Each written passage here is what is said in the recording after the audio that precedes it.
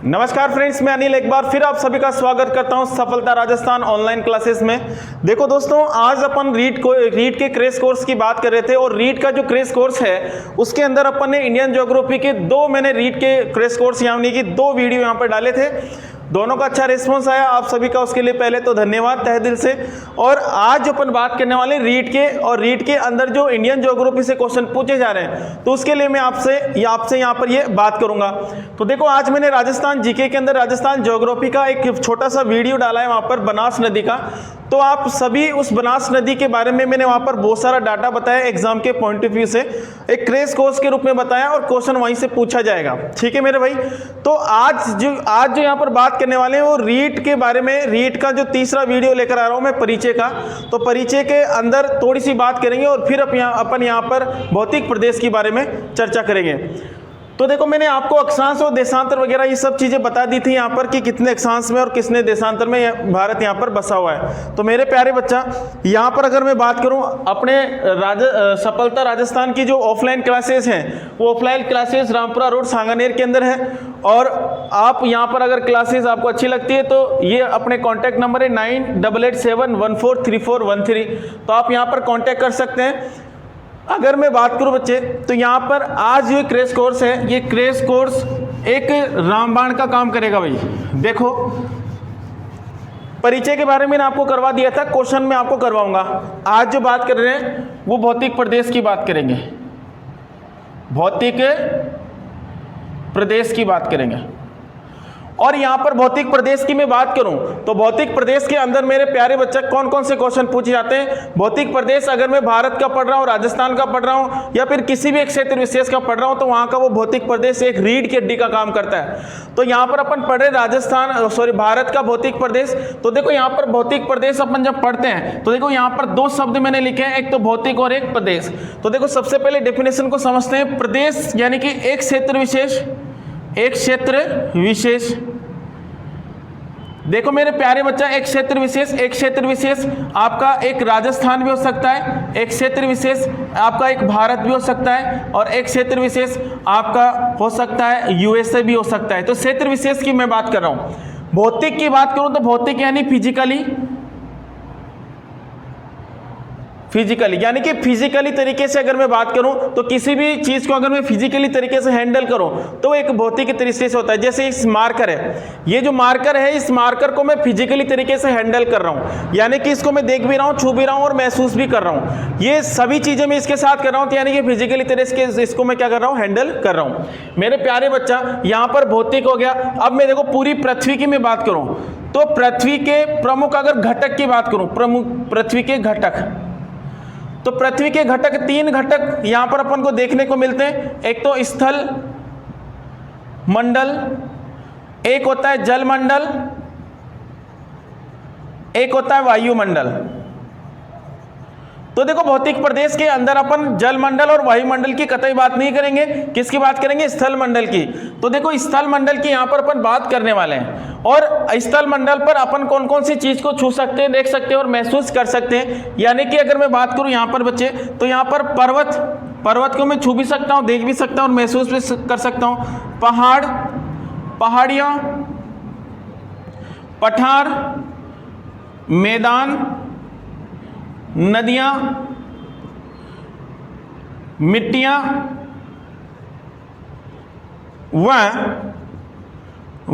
वनस्पति, इसके संयुक्त अध्ययन, इन सभी चीजों के बारे में अपन जान लेंगे, पढ़ लेंगे, तो वो क्या हो जाएगा, भारत का भौतिक प्रदेश। देखो, अपन भारत का पढ़ रहे हैं यानी कि अपन भारत की एक डेफिनेशन तैयार करते हैं, यानी कि भारत के स्थल मंडल पर स्थित, भारत के स्थल मंडल पर स्थित पर्वत, पहाड़, पहाड़ियां, पठार, मैदान, नदियां, मिट्टियां व वनस्पति के संयुक्त अध्ययन को ही भारत का भौतिक प्रदेश कहते हैं। तो ये डेफिनेशन है, यानी कि सीधी सी बात है भाई, इन सभी चीजों का जब अपन अध्ययन कर लेंगे, इनके बारे में अपन जान लेंगे, एक विचार विमर्श कर लेंगे और अपने एग्जाम के पॉइंट ऑफ व्यू से क्वेश्चन निकाल लेंगे, तो वही क्या कहलाएगा, भौतिक प्रदेश कहलाएगा भारत का। ठीक है, तो आप लिख सकते हो, भौतिक प्रदेश की डेफिनेशन लिख सकते हो कि भारत के स्थल मंडल पर स्थित पर्वत, पहाड़, पहाड़ियां, पठार, मैदान, नदियां, मिट्टियां व वन वनस्पति के संयुक्त अध्ययन को ही भारत का भौतिक प्रदेश कहते हैं। तो ये डेफिनेशन हो गई। अब अपन चलेंगे परिचय पर, यानी कि परिचय किसका? भारत का, और भौतिक दृष्टि से परिचय। अब देखो मेरे प्यारे बच्चे, यहां पर देखो, अगर मैं बात करूं तो देखो, बहुत बड़ी बड़ी बातें करने से पहले अपन कुछ छोटी छोटी बातें कर लेते हैं, क्योंकि यहां से भी क्वेश्चन बन जाता है। आपने रीड के अगर पिछले पेपर देखे तो वहां पर आपको एक शब्द पूछ लिया गया कि पर्वत किसे कहते हैं। तो पर्वत किसे कहते हैं ये पूछ लिया, तो आपको पठार भी पूछा जा सकता है, पहाड़ियां भी पूछा जा सकता है। देखो मेनली ये बात है कि अपन को पर्वत पहाड़ों के बीच में एक अंतर आना चाहिए, अंतर एक स्पष्ट होना चाहिए कि भाई पर्वत इसे कहेंगे, पहाड़ इसे कहेंगे। तो देखो यहां पर एक हेडिंग आप लगा सकते हो कि पर्वत, पहाड़, पहाड़ियां, पठार व मैदान में अंतर। ठीक है मेरे भाई, तो इनके अंदर अपन अंतर स्पष्ट करेंगे। देखो ये जितनी भी इस्तेलाह करते हैं मैं आपको बता रहा हूं, ये सारी की सारी जो इस्तेलाह करतियां हैं ये सारी की सारी भूमि से ऊपर उठी हुई है, और इनको ऊंचाई के आधार पर अपन डिफाइन करते हैं। तो मेरे प्यारे बच्चे, जितनी भी ऊंचाई की गणना अपन करते हैं समुद्र सतह से करते हैं। ये अपना समुद्र सतह है, समुद्र सतह। ठीक है, अब समुद्र सतह से मैं बात करूं तो समुद्र सतह से अपन ऊंचाई की तरफ चलेंगे। समुद्र सतह से किसकी तरफ चलेंगे? ऊंचाई की तरफ अपन चलेंगे। ठीक है, और जितनी ऊंचाई पर जाएंगे वो सारी की सारी ऊंचाई जो मैं आपको बता रहा हूं सारी की सारी औसत ऊंचाई बताऊंगा। अब दिमाग में आ रहा होगा कि सर ये जितनी भी ऊंचाई की जब गणना अपन करते हैं वो समुद्र सतह से क्यों करते हैं, स्थल भाग से क्यों नहीं करते? तो अपना स्थल भाग क्या है, उबड़ खाबड़ है, तो यहां से जब अपन गणना करते हैं तो त्रुटि आने की संभावनाएं ज्यादा होती है मेरे प्यारे बच्चा, तो इसलिए अपन वहां से अपन गणना नहीं करते। तो जितनी भी ऊंचाई बता रहा हूं सारी की सारी औसत ऊंचाई बताऊंगा, और औसत यानी कि बीच का मान। ठीक है, तो देखो इस समुद्र सतह से, और यहीं पर एक क्वेश्चन और पूछा गया कि वर्तमान में भारत का समुद्र सतह या फिर सी लेवल कहां पर है? तो वर्तमान में भारत का सी लेवल है चेन्नई में। अब देखो समुद्र सतह से औसत 300 मीटर तक के भूभाग को मैदान कहेंगे।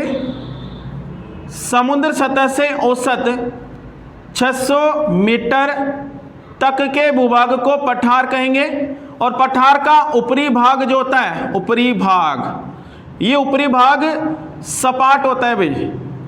आपने देखा होगा कि पठार का ऊपरी सतह सपाट होती है, इसीलिए राजा महाराजा जो थे ज्यादातर पठारों के ऊपर क्या बनाते थे? अपने महल बनाते थे। ये बिल्कुल सपाट होते थे, समतल होते थे, वैसे ही। ठीक है मेरे भाई, तो अगर मैं बात करूं आगे की, तो समुद्र सतह से अगर मैं 1800 मीटर तक ऊपर जाता हूं तो उसे कहेंगे पहाड़ियां। समुद्र सतह से अगर मैं 2700 मीटर तक जाता हूं तो उसे कहेंगे पहाड़, और समुद्र सतह से मैं औसत अगर 2700 मीटर के ऊपर अब कितने चले जाओ वो फिर पर्वत बन जाएगा। तो मेरे प्यारे बच्चा देखो, समुद्र सतह से औसत 300 मीटर तक के भूभाग को मैदान कहेंगे।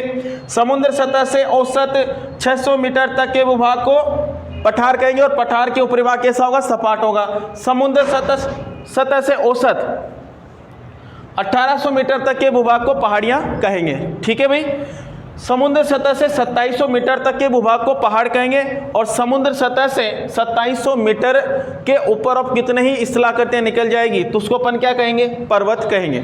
ठीक है, अब यहां पर अपन बात करते हैं। तो देखो अगर मैं भारत की बात करूं तो भारत का संपूर्ण भौतिक प्रदेश जो है ये क्या 100% हो सकता है? क्या हो सकता है? भारत का संपूर्ण पूरा भौतिक प्रदेश 100%, यानी कि भारत के संपूर्ण भौतिक प्रदेश में जो पर्वत है ये 10.6% है मेरे भाई। कितने परसेंट है? 10.6%। तो आपसे पूछा जाएगा कि भारत की कुल भूमि पर पर्वतों का कितना परसेंट है? तो 10.6%। ठीक है मेरे भाई। इसी प्रकार से भारत की कुल भूमि पर अगर मैं पहाड़ और पहाड़ियों की बात करूं तो 18.5% क्षेत्रफल पर, भूभाग पर क्या पाए जाते हैं? पहाड़ और पहाड़ियां पाई जाती है। ठीक है मेरे भाई। इसी प्रकार से मैं पठार की बात करूं तो 27.7% भूभाग पर पठार पाए जाते हैं और मैदान की बात करूं तो 43.2% भाग पर क्या पाए जाते हैं, मैदान पाए जाते हैं। तो ये डाटा आपको ध्यान रखना है सारा का सारा, ये आपको बहुत हेल्प करेगा। और मैं यहाँ पर कोई थ्योरी नहीं लिखवा रहा, आपको सिर्फ देखो समझना है और चीज़ों को अप्लाई करनी है। कैसे क्या करना है कि भारत की समुद्र सतह से औसत ये जितनी भी ऊंचाई है और जितनी ऊंचाई तक के भूभाग को ये स्थलाकृतियां कहते हैं। जैसे आपको क्वेश्चन पूछा जाएगा कि भू सतह पर समुद्र सतह से औसत 600 मीटर तक की भू आकृति को किस नाम से जानेंगे, तो वो आ जाएगी पठार। 1800 मीटर तक के भूभाग को पहाड़ियां कहेंगे। तो यहां तक कोई दिक्कत, चले आगे देखो भाई।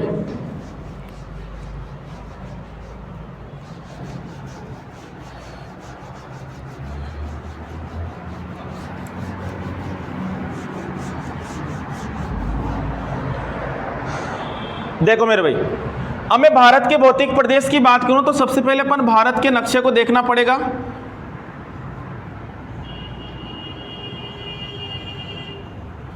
ये अपना भारत का नक्शा है भाई, ये अपना भारत का नक्शा है। और इस भारत की मैं बात करूं तो भारत को भौतिक दृष्टि से अगर मैं बात करूं तो देखो, इससे ऊपर का जो भाग है ये पर्वतीय भाग है भाई, और इससे यहां तक का जो भाग है ये मैदानी भाग है।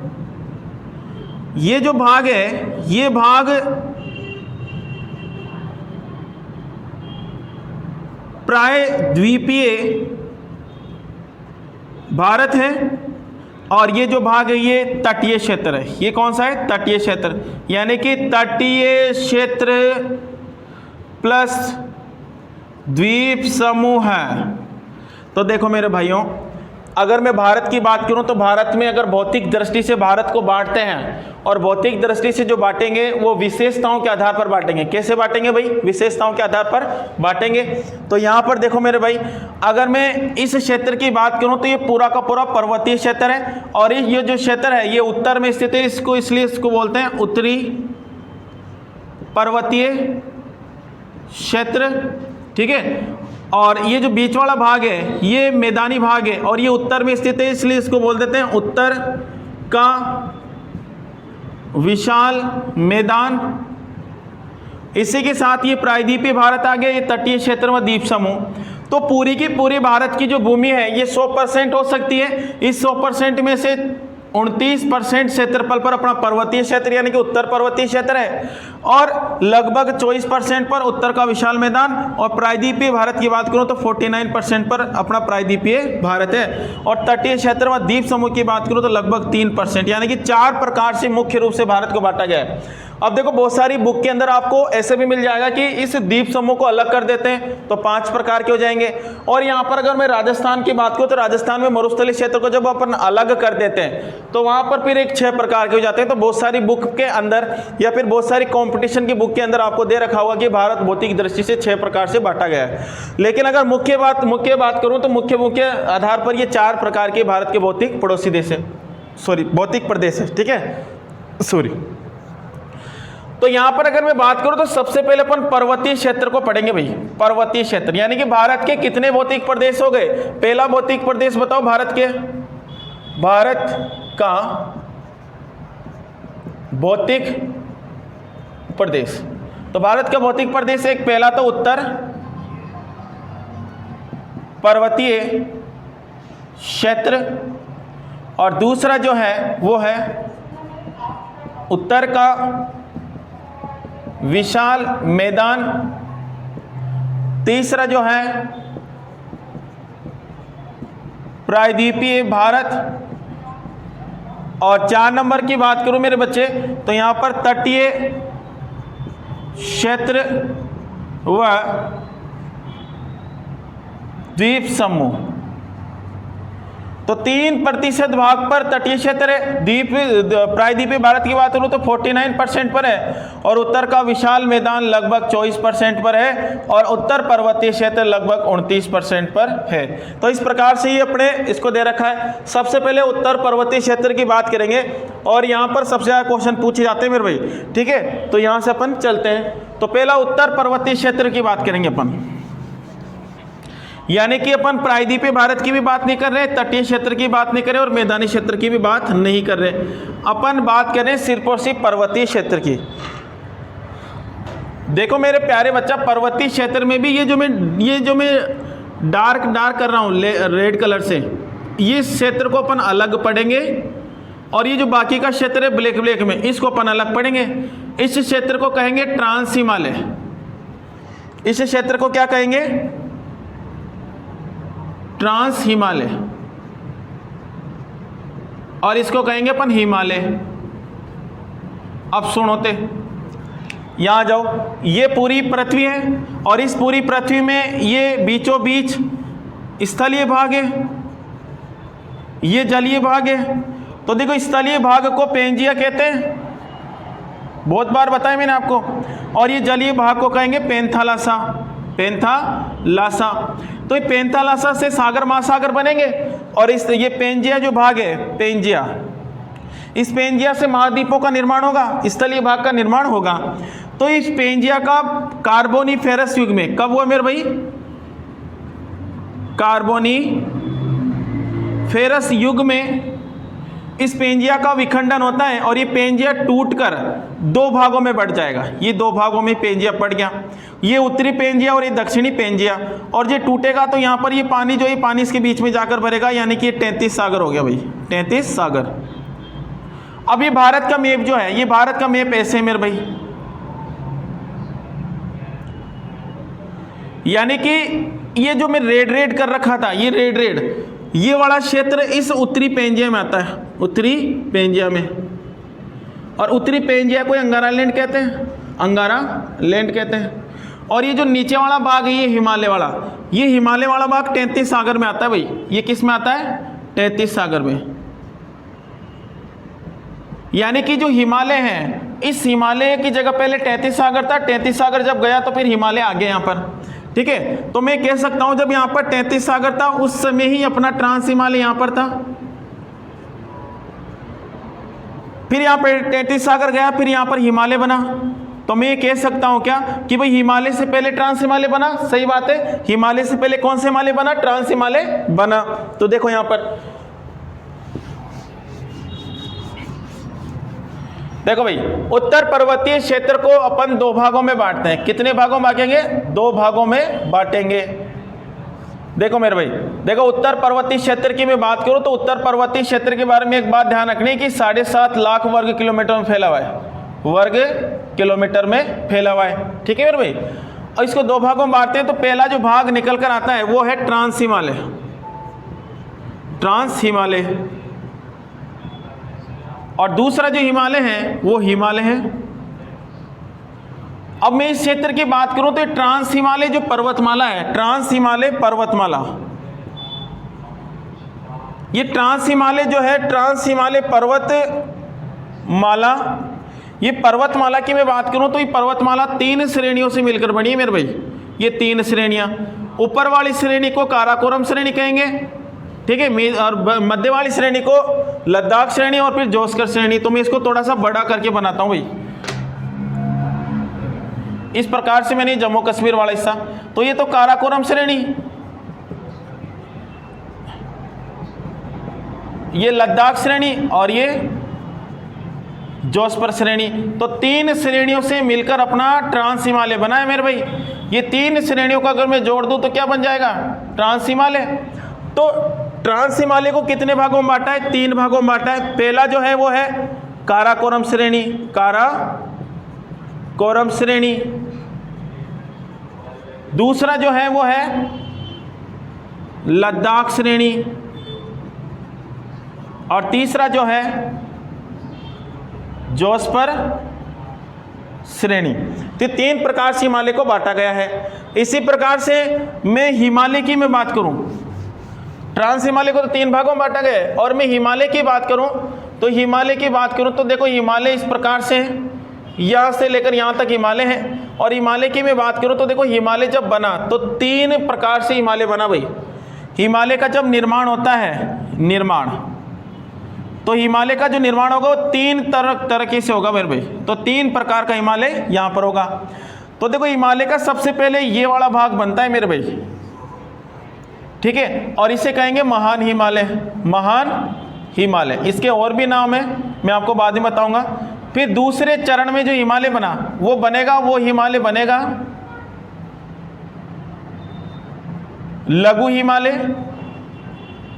या फिर इसको मध्य हिमालय भी कहते हैं। और तीसरे चरण में जो हिमालय बनेगा वो बनेगा शिवालिक हिमालय, या फिर इसको बाहरी हिमालय भी कहेंगे। ठीक है मेरे भाई, तो तीन तरीके से हिमालय बना, यानी कि पहला जो हिमालय बनेगा वो पहला हिमालय महान हिमालय, महान हिमालय भी कह सकते हैं इसको, वृहद हिमालय भी कह सकते हैं इसको, और इसको केंद्रीय हिमालय भी कह सकते हैं, और इसको आंतरिक हिमालय भी कह सकते हैं। ठीक है मेरे भाई, आंतरिक हिमालय। फिर दूसरा प्रकार का जो हिमालय है वो लघु हिमालय, लघु हिमालय। इसको लघु हिमालय कह दो या फिर मध्य हिमालय कह दो, क्योंकि मध्य भाग में मध्य हिमालय। ठीक है मेरे भाई, और यहां पर तीसरा है शिवालिक हिमालय, शिवालिक हिमालय। ठीक है मेरे भाई, अब देखो यहां पर अगर मैं बात करूं बच्चे, तो यहां पर ये महान हिमालय और लघु हिमालय, तो महान हिमालय और लघु हिमालय के मध्य यानी कि ये रेखा है, यानी कि पूछा जाता है कि महान हिमालय और लघु हिमालय को अलग करने वाली रेखा को क्या कहते हैं। तो ये महान हिमालय और लघु हिमालय को अलग करने वाली रेखा ये है, तो इस रेखा को कहेंगे एमसीटी रेखा। यानी कि ये जो रेखा है, इस रेखा की फुल फॉर्म में अगर बात करूं एमसीटी की, तो मेन सेंट्रल थ्रस्ट, यानी कि इसके जो हिंदी में अगर बात करें तो इसका हिंदी है मुख्य केंद्रीय भ्रंश। और अगर मैं बात करूं भाई लघु हिमालय और शिवालिक हिमालय के मध्य की बात करूं, तो इसके मध्य की जो रेखा है उसको बोलेंगे एमबीटी रेखा, एमबीटी रेखा, यानी कि मेन बाउंड्री और थ्रस्ट, मेन बाउंड्री थ्रस्ट, यानी कि मुख्य सीमांत भ्रंश। ठीक है, अब देखो तो अपन ने क्या किया, उत्तर पर्वतीय क्षेत्र को दो भागों में बांटा, एक ट्रांस हिमालय और एक हिमालय। ट्रांस हिमालय को तीन भागों में बांटा, काराकोरम, लद्दाख और जोस्कर। हिमालय को अपन ने तीन भागों में बांटा, यानी कि हिमालय का निर्माण तीन चरण में हुआ। कितने चरण में हुआ? तीन चरण में हिमालय का निर्माण हुआ। फर्स्ट चरण के अंदर, प्रथम चरण के अंदर महान हिमालय कह दो या वृहद हिमालय कह दो, केंद्रीय हिमालय कह दो या आंतरिक हिमालय कह दो, और दूसरे चरण में लघु हिमालय बना और तीसरे चरण में शिवालिक हिमालय बना। ठीक है, तो यहां तक ठीक है, चलते हैं आगे। अब अपन क्या पढ़ेंगे, ट्रांस हिमालय, और ट्रांस हिमालय के अंदर काराकोरम श्रेणी को पढ़ने वाले हैं। तो देखो भाई यहां पर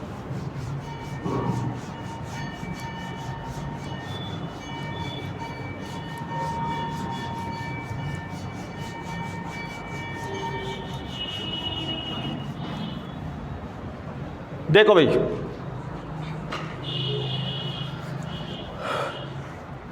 देखो भाई, अब अपन जो बात कर रहे हैं वो ट्रांस हिमालय के अंदर, यानी कि ये वाला जो क्षेत्र है, इसी वाले क्षेत्र के अंदर ये काराकोरम जो श्रेणी है, इस श्रेणी के बारे में चर्चा करने वाले हैं। भाई अपन कौन सा हिमालय पढ़ रहे हैं? ट्रांस हिमालय। देखो ट्रांस हिमालय के बारे में क्या क्या याद रखना है। ट्रांस हिमालय हिमालय से पहले बना,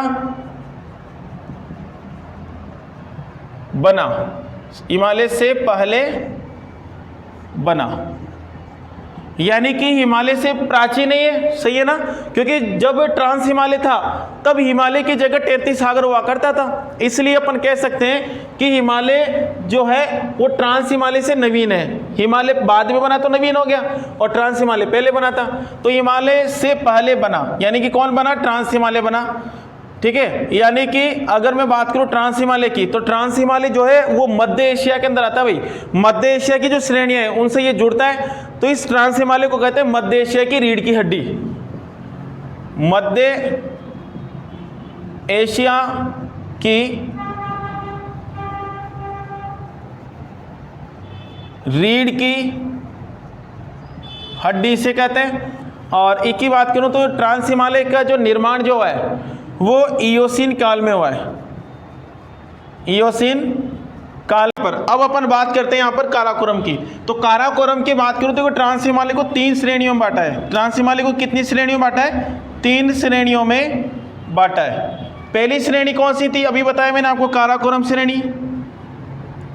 और दूसरी लद्दाख श्रेणी, और तीसरी जो श्रेणी है वो जोस्कर श्रेणी। तो 3 श्रेणियों में इसको बांटा गया है। सबसे पहले अपन काराकोरम श्रेणी को पढ़ेंगे, ठीक है भाई। देखो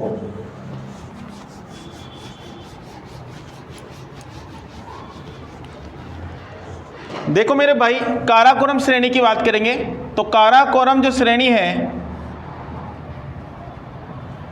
देखो काराकोरम श्रेणी भारत के यहां पर स्थित है, यानी कि भारत के सबसे उत्तरतम श्रेणी है, सबसे उत्तरी भाग में स्थित है। तो सबसे पहले जो बात यहां पर याद रखनी है, यह भारत के सबसे उत्तरी भाग में स्थित है। और इसकी बात करो तो ट्रांस हिमालय की मैं बात करूं तो ट्रांस हिमालय का सबसे ऊंचा भाग है। तो ट्रांस हिमालय का सबसे ऊंचा भाग काराकोरम श्रेणी है, ये आपको ध्यान रखना है मेरे प्यारे बच्चा, ठीक है। अब बात करते हैं अपन आगे। तो ये ट्रांस हिमालय का सबसे ऊंचा भाग है और भारत की सबसे उत्तरतम श्रेणी है।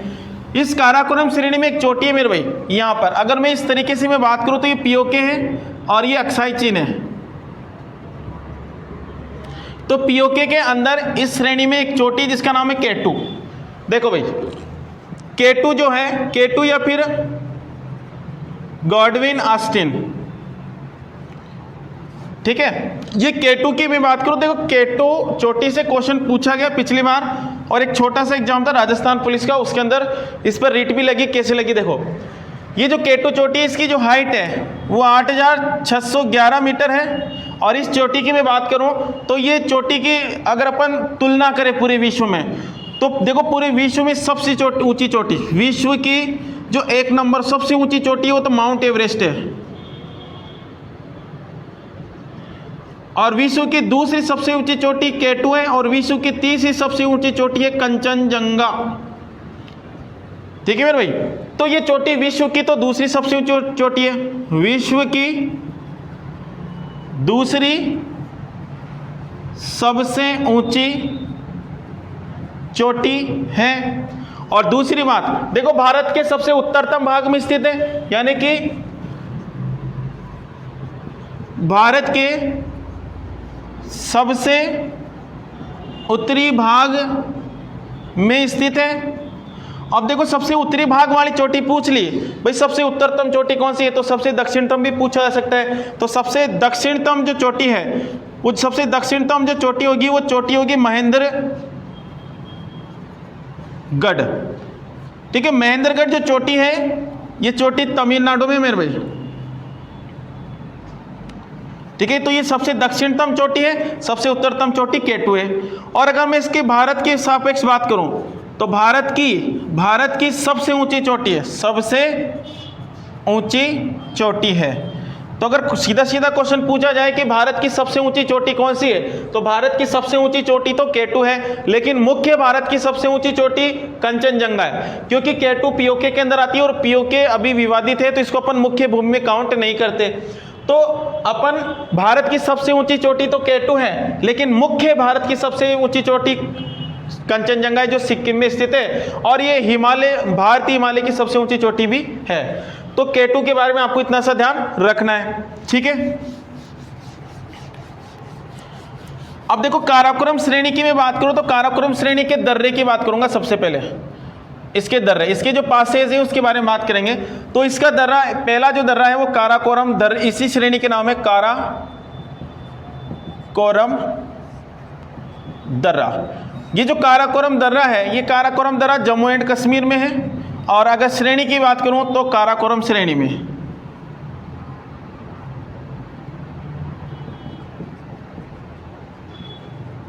ठीक है मेरे भाई। इस काराकोरम दर्रे की भी बात करूं तो प्राचीन समय में, देखो प्राचीन समय में इस दर्रे के माध्यम से भारत रेशम व्यापार किया करता था। क्या किया करता था? रेशम व्यापार। तो प्राचीन समय में भारत इस दर्रे के द्वारा रेशम व्यापार करता था, रेशम व्यापार करता था। काराकोरम दर्रे की मैं बात करूं तो देखो वर्तमान समय में चाइना जो है वो चाइना इस काराकोरम श्रेणी को काटता काटता एक रोड बना रहा है, जिस रोड का नाम है PCEC रोड। देखो वर्तमान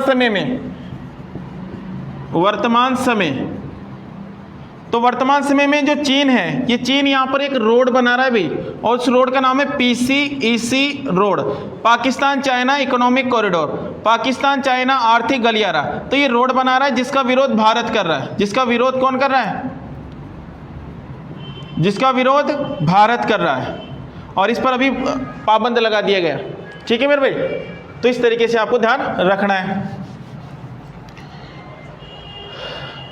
देखो पहली जो बात, जम्मू कश्मीर में काराकोरम श्रेणी में स्थित है दर्रा, प्राचीनतम समय में इससे रेशम व्यापार किया जाता था, और वर्तमान समय में PCEC रोड चीन बना रहा है जिसका विरोध भारत कर रहा है। ठीक है, 1963 की बात है। अब देखो भाई, इस काराकोरम श्रेणी के बारे में और क्या क्या चीजें याद रखनी है कि काराकोरम श्रेणी जो है, ये काराकोरम जो श्रेणी है, ये काराकोरम श्रेणी जो है ये लद्दाख व तजाकिस्तान को जोड़ती है। ठीक है भाई, लद्दाख और तजाकिस्तान को जोड़ती है ये श्रेणी। ठीक है, तो ये ध्यान आपको रखना है। देखो तजाकिस्तान का जो प्राचीन नाम है वो यारकंद है भाई, तजाकिस्तान का प्राचीनतम नाम क्या है? यारकंद। तो ये ध्यान आपको रखना है। ठीक है भाई, तो ये सारी चीजें आपको ध्यान रखनी है। अब देखो काराकोरम श्रेणी के बाद काराकोरम श्रेणी में जो काराकोरम दर्रा है, इस दर्रे के बाद दूसरा दर्रा यहां पर आता है तांगला दर्रा, तांगला दर्रा। फिर दूसरा दर्रा आएगा खुजरेब दर्रा।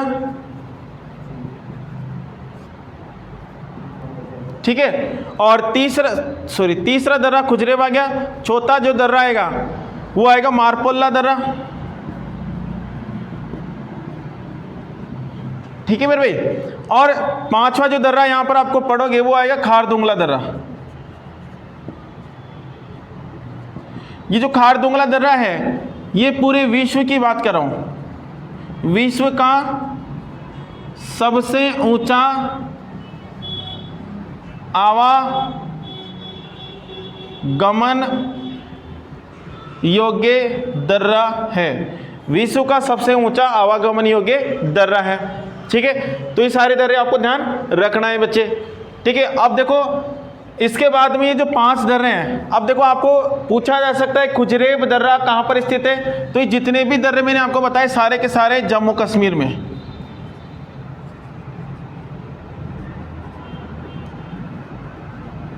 ठीक है, ये सारे के सारे जम्मू कश्मीर में और सारे के सारे काराकोरम श्रेणी में स्थित है।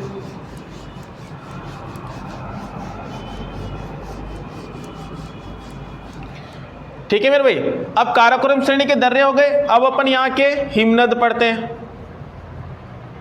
हिमनद की बात करो तो हिमनद को मैं सरल तरीके में कह सकता हूँ कि पर्वतों के ऊपर जब बर्फ जम जाता है तो उसी को हिमनद कहते हैं। ज्योग्राफी की लैंग्वेज में कहूँ तो समुद्र सतह से जब कोई पहाड़ी 4500 मीटर के ऊपर चली जाती है तो वहाँ का टेम्परेचर माइनस में हो जाता है, और तो वहाँ पर क्या जम जाएगी? बर्फ, और इसी को ही अपन कहते हैं मेरे भाई हिमनद। ठीक है, तो हिमनद की मैं बात करूँ तो यहाँ पर जो एक हिमनद है, इस काराकोरम श्रेणी में एक हिमनद यहाँ पर पाया जाता है जिसका नाम है सासाइनी हिमनद। यहाँ पर एक हिमनद है भाई, अक्साई चीन के अंदर एक हिमनद है जिसका नाम है सासायनी हिमनद, और यहाँ पर एक और हिमनद है जिसका नाम है सियाचिन हिमनद, सियाचिन हिमनद। सासाइनी हिमनद भारत का सबसे बड़ा हिमनद है। ये 178 लगभग 178 किलोमीटर क्षेत्र में फैला हुआ है। तो कोई ऑथेंटिक डाटा नहीं है, लेकिन एक लगभग बता रहा हूँ 178, और ये 72 किलोमीटर में ये फैला हुआ है लगभग, यानी कि सबसे बड़ा सासाइनी हिमनद है। सासाइनी हिमनद भारत का सबसे बड़ा हिमनद है, लेकिन ये अक्साई चीन में स्थित है। सीधा सीधा क्वेश्चन पूछे भारत का सबसे बड़ा हिमनद कौन है? सासाइनी हिमनद। भारत का दूसरा सबसे बड़ा हिमनद सियाचिन हिमनद। लेकिन अगर मुख्य भारत का सबसे बड़ा हिमनद आपसे बोले कि मुख्य भारत का सबसे बड़ा हिमनद कौन सा है, तो सियाचिन हिमनद। मुख्य भारत का सबसे बड़ा हिमनद कौन सा है, सियाचिन हिमनद। और सबसे बड़ा भारत का हिमनद सासाइनी हिमनद। ठीक है, अब देखो सियाचिन हिमनद के बारे में क्या क्या ध्यान रखना है। पहला तो सियाचिन हिमनद के बारे में ध्यान रखना है कि पाकिस्तान की बात कर रहा हूं। पाकिस्तान ने 13 अप्रैल 1984 को इस पर हमला किया, इस सियाचिन हिमनद पर, और भारत ने इस हमले का जवाब दिया भाई, और जवाब दिया ऑपरेशन मेघदूत के रूप में। ऑपरेशन मेघदूत के रूप में इसको जवाब दिया। देखो कारगिल में ऑपरेशन विजय चलाया गया था। क्वेश्चन पूछा जा सकता है कि ऑपरेशन विजय भारत किसके खिलाफ चलाया, पाकिस्तान के खिलाफ चलाया। ठीक है, 1984 में। अब देखो ये जो सियाचिन है, यहाँ पर भारत की सेना रहती है, तो यहाँ पर देखो सैनिक जो रहती है, तो सियाचिन हिमनद पर लगभग -30 डिग्री सेल्सियस तापमान चला जाता है। इतनी ठंड में लोग यहाँ पर रहते हैं, अपने सैनिक वहाँ पर रहते हैं, डटे रहते हैं और अपने देश की रक्षा करते हैं। अपने देश की रक्षा के लिए कभी बहुत बार वो अपनी जान भी दे देते हैं। तो देखो मेरे भाइयों, सियाचिन हिमनद पर इन सभी सैनिकों की सुरक्षा के लिए कड़ी व्यवस्था की गई है। तो लगभग कहा जाता है कि 1 से 1.5 करोड़ रुपए रोज के वहाँ पर खर्चा होता है। तो ये सबसे महंगा और सबसे ऊंचा युद्ध स्थल है। एक तो सबसे महंगा वह सबसे ऊंचा युद्ध स्थल है, सबसे महंगा और सबसे ऊंचा युद्ध स्थल है। ये बात आपको ध्यान रखनी है। तीसरी बात ये देखो, इसको ये पूरा का पूरा बर्फ से ढका हुआ है सियाचिन हिमनद। तो इसको दूर से जब देखते हैं तो बिल्कुल एक सफेद चादर की तरह दिखाई देता है। तो इसको भारत की सफेद छत भी कहते हैं। भारत की सफेद छत कहते हैं इसको, भारत की सफेद छत इसको कहते हैं। और अगर इस हिमनद की मैं बात करूं तो मुख्य भारत का सबसे बड़ा हिमनद है, का सबसे बड़ा हिमनद है, मुख्य भारत का सबसे बड़ा हिमनद है। ठीक है, तो ये सारे हिमनद आपको ध्यान रखना है। अब देखो इसके बाद में यहां पर कौन कौन से हिमनद आते हैं। जैसे पहला जो हिमनद यहां पर आएगा वो आएगा बियाफो हिमनद, बियाफो हिमनद। फिर आएगा बियाफो के बाद में हिस्पार, और तीसरा हिमनद यहां पर आएगा हिस्पार के बाद में लिखापानी, और चौथा हिमनद यहां पर आएगा चोमो लुंगना हिमनद। तो ये 5 हिमनद आपको यहां पर ध्यान रखना है। ठीक है, तो दो तो वो 4 यानी कि 6 हिमनद आपको हो गए। ये सारे के सारे जम्मू एंड कश्मीर में स्थित है। तो ये अपना कंप्लीट काराकोरम श्रेणी हो गया। अब देखो इस काराकोरम श्रेणी के बाद अगर बात करेंगे तो लद्दाख श्रेणी की बात करेंगे, जो नेक्स्ट वीडियो में आएगा। ये आप देखिए, इसको क्वेश्चन यहाँ से आएंगे आपके। मेन चीज मैंने आपको सारी चीज बता दी। एक बार आप इस वीडियो को आप देख भी लोगे तो कोई वो नहीं है। और अगर इन सभी के आप पीडीएफ चाहिए तो 9887143413 ये अपने व्हाट्सअप नंबर है। इस व्हाट्सअप नंबर पर आप सभी की पीडीएफ भी यहाँ से ले सकते हो। ठीक है, लेकिन एक बार पीडीएफ लेकर अगर इस वीडियो को आपको देखना है। ठीक है, तो सफलता राजस्थान के इस चैनल पर इस वीडियो को देखने के लिए आप सभी का धन्यवाद। और अगर अच्छा वीडियो लगे तो इसको शेयर कीजिएगा, लाइक कीजिएगा और अपने चैनल को सब्सक्राइब कीजिएगा। ठीक है, तब तक के लिए धन्यवाद। जय हिंद, जय भारत।